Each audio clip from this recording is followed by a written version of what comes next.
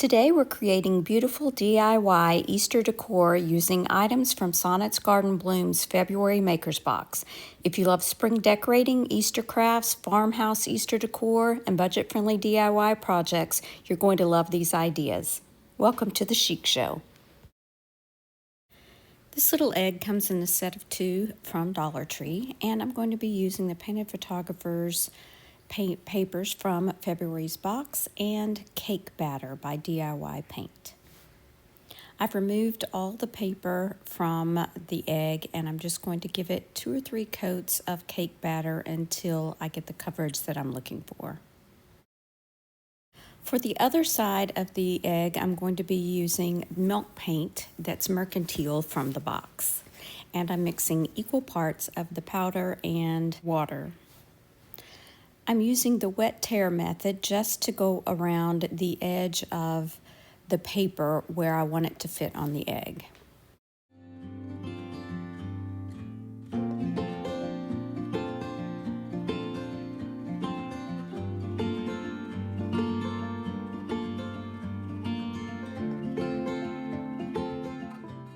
Now that milk paint has sat a few minutes, I'm going to go ahead and paint the front side of the egg. You'll notice I'm only doing around the edges because that is all that's going to show once I get the paper on. Now you could paint the inside of the egg with white chalk paint, or you could paint the back of the paper. I chose to paint the back of the paper just because it makes it a little thicker and easier for me to work with. And the purpose of this is so that the colors will really pop against that white background. Once the paint on the back side of the paper is dry, I'm going to be using some decoupage gel, and I'm just painting that directly onto the egg. And it's okay if it covers the whole egg because you need to seal that milk paint as well. Then I'll lay my paper down and I will coat the top with more of that decoupage gel.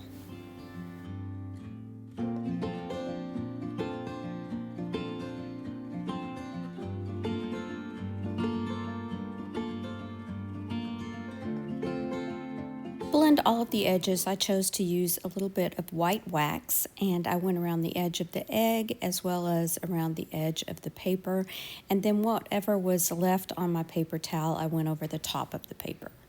And this of course is after the decoupage gel had dried. And to finish this up, I went over it with a dry paper towel just to make sure that I got any excess wax off.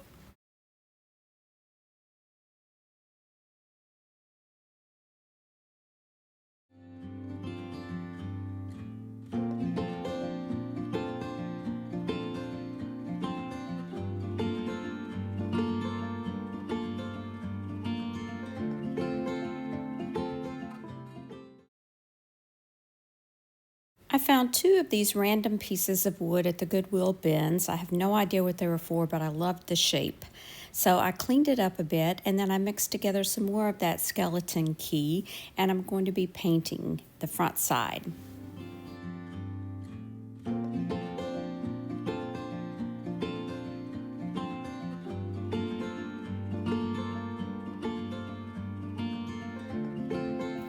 I'm going to be working in sections by adding a little bit of decoupage gel, and then I am spraying my decoupage paper with a little bit of water, and I'll work it on to the front of this piece in sections.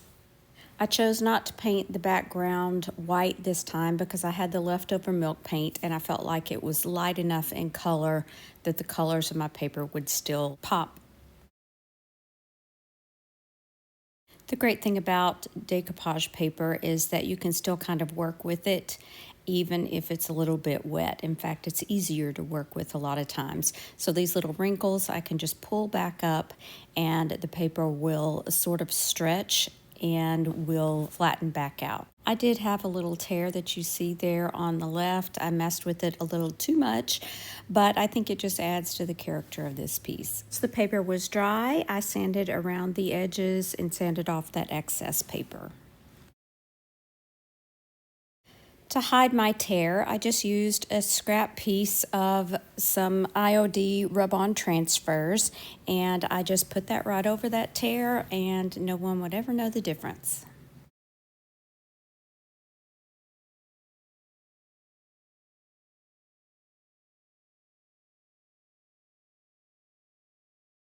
I added a little bit of braided leather to the top, and this is the perfect little piece to add to my kitchen decor.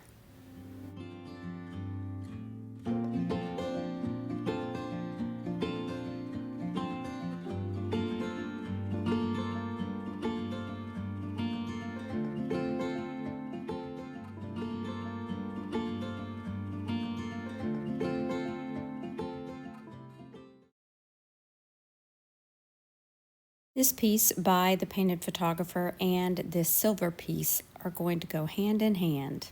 So I'm going to place this down into the center, and I'm going to try and get kind of a fit so that I know exactly where to cut or tear the paper.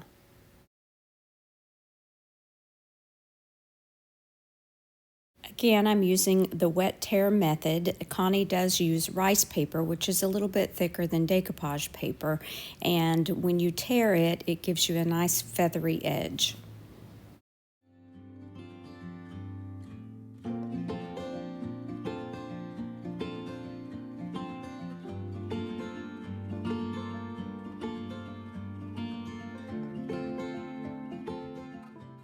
Now I'm using DIY skeleton key to paint the inside edge and the inside of the silver bowl.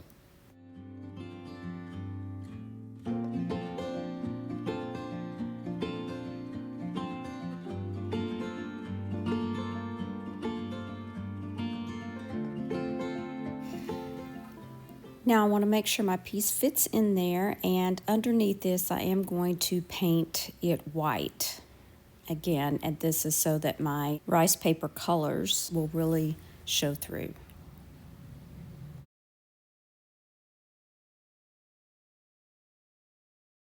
I did go ahead and tear a little bit more under the top of the scale there just to give it a little more of a shape. And now I'm using some liquid patina just to work in sections again, and I will brush this down and brush it onto the top of the paper just to ensure that I get good adhesion.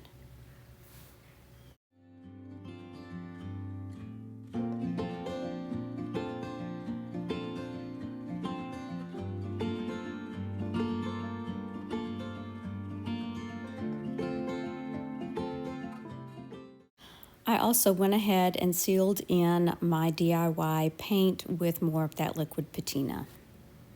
To finish this piece off, I added a little bit of Spanish moss and some bird's eggs.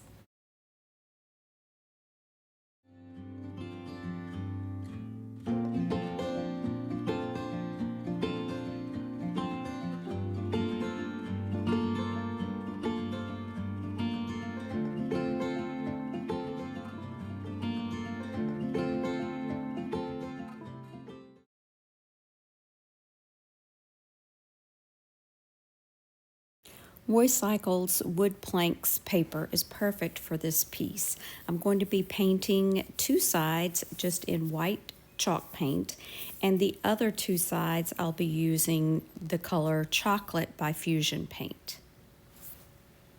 Once everything is painted, I'm going to be fitting on this decoupage paper onto the long sides.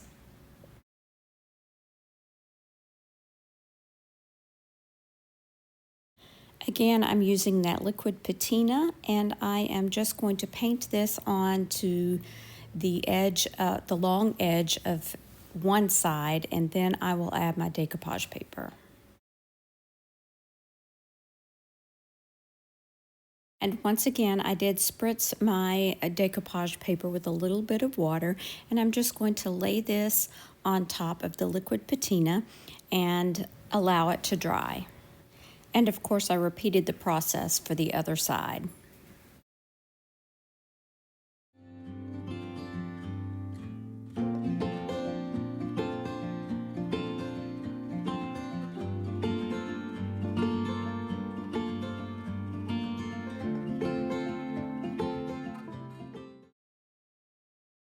While that dries, I'm going to be casting some air dry clay into the Angel's Tapers mold by IOD.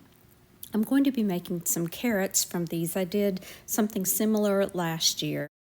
I'm also going to be using this bunny rabbit mold from this year's IOD spring release. And now I'm placing my carrots onto the side so that I can decide exactly where I want them and so that I can shape them accordingly. Ultimately, I decided to trim them at the bottom so that it looked like they were still underground.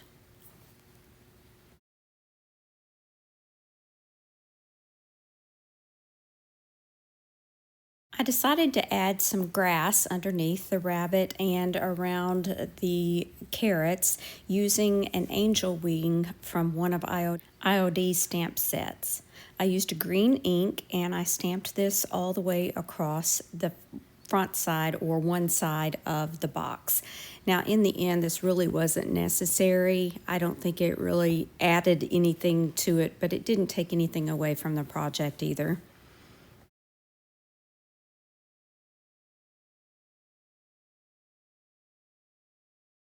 I'll use the Fusion paint to go ahead and paint the air dry clay. You can paint it while it's wet and it does help prevent cracking.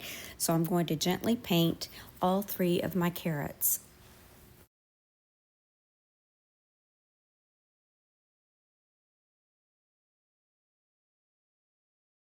For the rabbit, I'll use Fusion's paint in Snowdrop.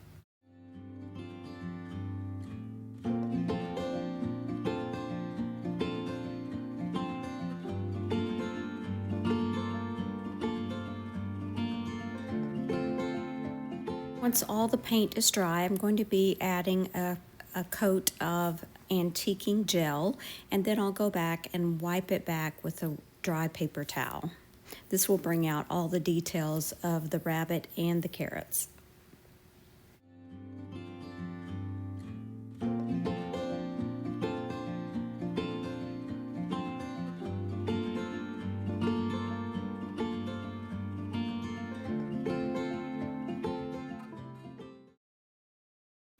Now, as you can see in the carrots, I did add a little bit of greenery to the top, which, as you can see, fell off, but I will glue it on in just a few minutes. But right now, I'm just going to dry fit my pieces to the side of the box.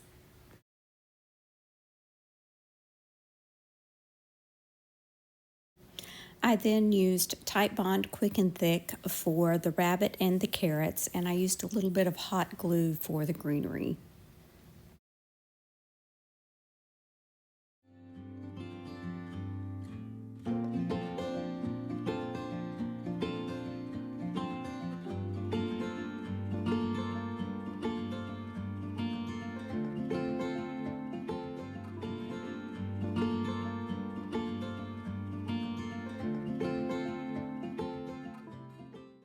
And this turns out to be the perfect little spring planter.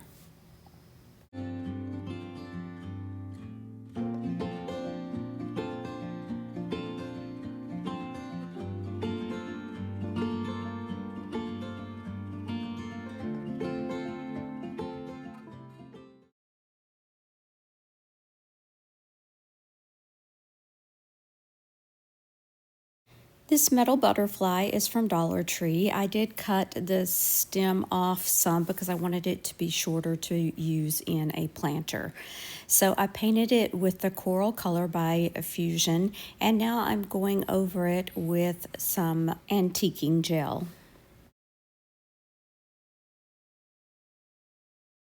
Now I'll wipe it back with a clean paper towel, and all of that gel should stay in those cracks just to give this piece a little bit of depth and detail.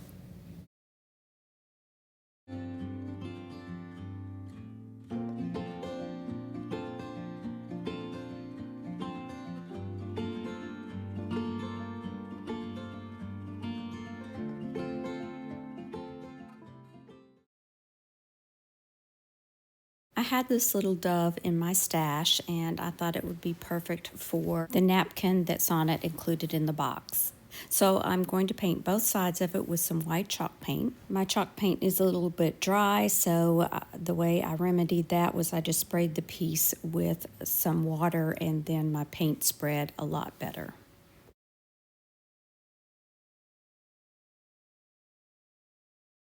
Once the paint's dry, I'm using that liquid patina once again, and I will spread it all over one side of the dove. Using the iron-on method this time, so I did let this liquid patina dry completely.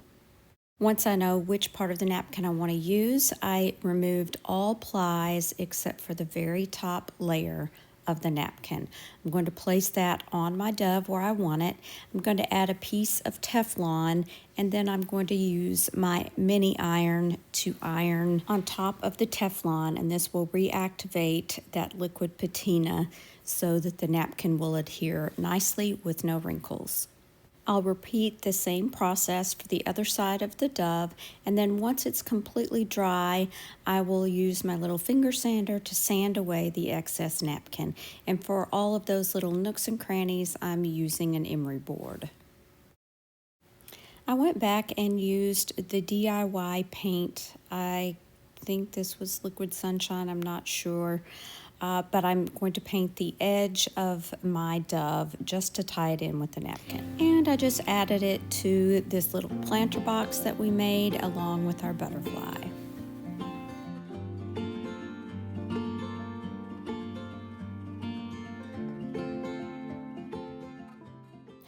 I hope these DIY Easter decorating ideas inspire you to get creative with your Sonnet's Garden Blooms Makers box. If you enjoy Easter DIYs, spring home decor, and budget-friendly craft projects, don't forget to like, subscribe, and share. And feel free to hype this video. Happy crafting, and I'll see you next time for more creative DIY decor ideas. If you're looking for more ideas, be sure and check out Sonnet's Garden Blooms channel or this video right here. Thanks so much for watching. Remember to share the chic. Bye now.